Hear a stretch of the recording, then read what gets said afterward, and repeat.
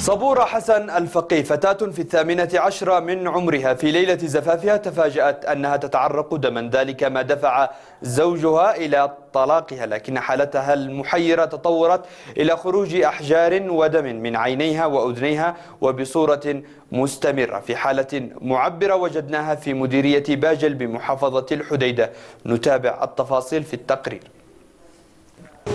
في مهمات العمل الصحفي التي تتوجه بنا حيث أناس يواجهون مصيرا ليس للحياة وليس للموت، للألم فقط، ثمة حالات إنسانية صادمة تترجى في الطرف الأخير من الأمل في الحياة، صورة مؤثرة تقر لها عين الضمير الإنساني في شريط البث المتلفز. صبورة حسن الفقيه من تلكم الحالات مشبعة بكل أشجان الأسى، لكننا لم نصادف لها حالة مماثلة من قبل. تعاني من مرض عجيب غريب، عجز الطبيب المداوي الكشف عن غرابته. بدأ فجأة في ليلة عرسها وفي اللحظات الأولى من عمرها الزوجي، إذ فجعت وهي ترى سائر جسمها يتعرق دما يخرج من مسامات جسدها كما يخرج العرق. ذلك ما دفع زوجها إلى طلاقها. من يوم العرس لأول مرة كان في دوخة وقت العرضة تتزفع. ثاني حاجة بطني انتفخت، بعد ما شفت من الانتفاخ أجا دم من عيوني، بعدين كده انتقل من جسمي كله. في مديرية باجل محافظة الحديدة وفي كنف أم أرملة و4 شقيقات يتم. لم تكتمل قصة صبورة بعد، فهناك وبعد طلاقها دخلت طورا آخر من المرض المحير. وبطريقة أخرى، هل رأيتم بشرا يخرج من حدقات عينيه ومن أذنيه أحجارا بحجم حبات الفاصوليا؟ صدقوا أو لا تصدقوا، تلكم هي صبورة كما تبدو في الصورة. ورأيت حالة نادرة، بنت شابة يطلع من عيونها حجار.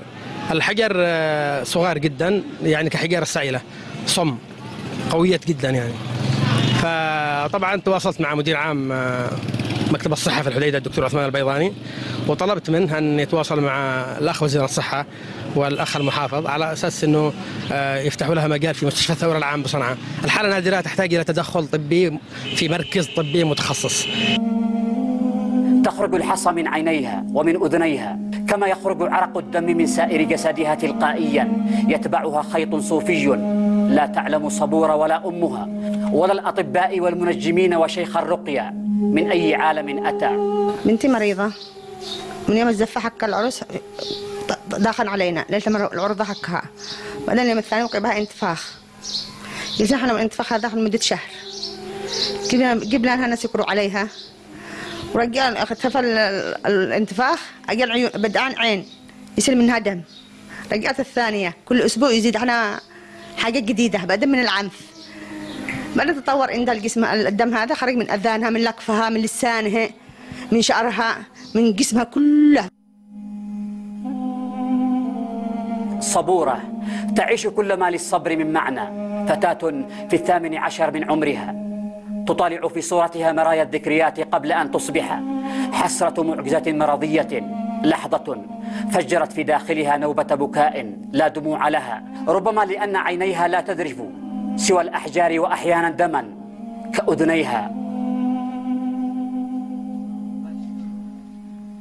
لم يعد لصبورة طريقا إلى المدرسة، تقول يكفي، لقد أغمي عليها أكثر من مرة داخل الفصل الدراسي، وهكذا وارت مأساتها لنفسها وذويها الذين ساءت حالتهم المعيشية بما حل به.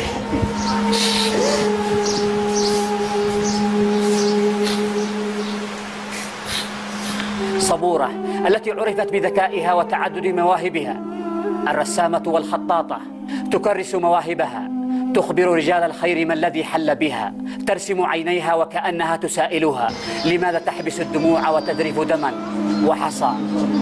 احنا الدم هذا خف، رجع لنا حجار قدام ناس، بالأول ناس أسود وناس أحمر وناس أصفر.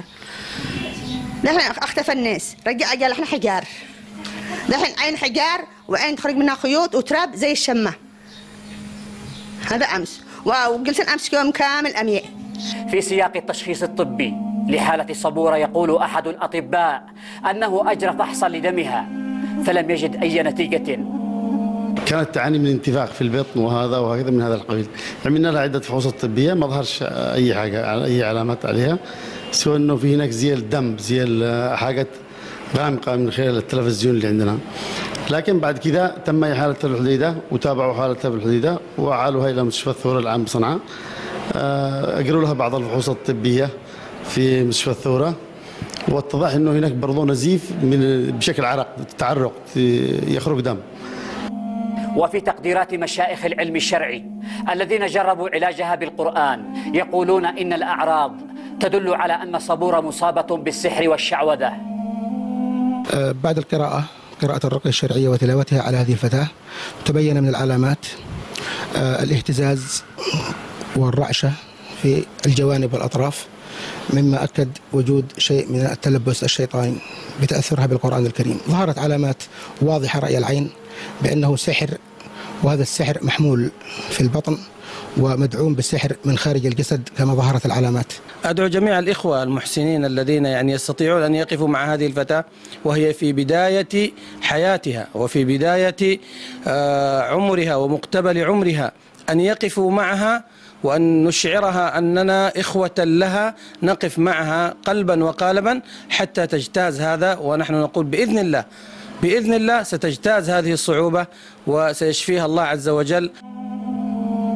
لم يكن بمقدورنا أن نغادر مشهدا كهذا، فتاة تعرق دما ويخرج من عينيها وأذنيها أحجار ودم ترابي، إلا بعد أن وعدناها بإيصال مأساتها المحيرة إلى القلوب الرحيمة.